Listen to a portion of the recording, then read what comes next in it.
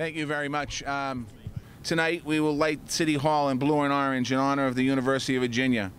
Those students in that community that stood strong in the face of hate, we stand with them.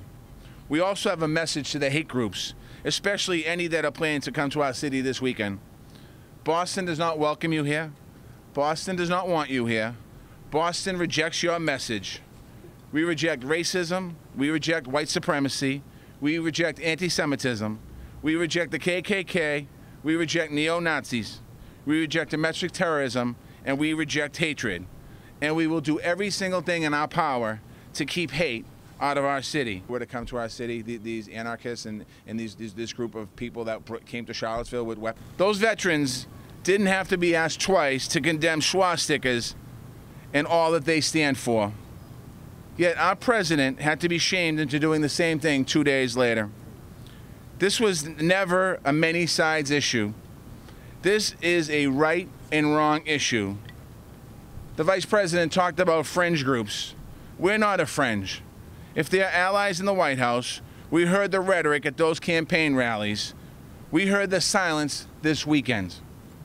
Don't hand hatred a megaphone and pretend you can't hear it. Leaders call out hate and reject it before it becomes violent.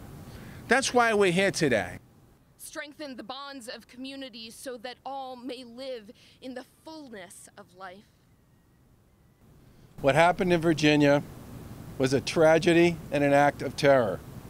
A tragedy perpetrated by white supremacists that disturbed, as it should, Americans everywhere.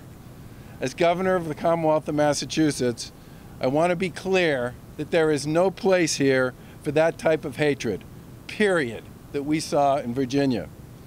We stand here together today as elected officials, law enforcement, and community leaders to say that we will not tolerate the kind of hatred and bigotry we saw there in the Commonwealth. To make sure that what happens in Virginia does not take place here in Massachusetts.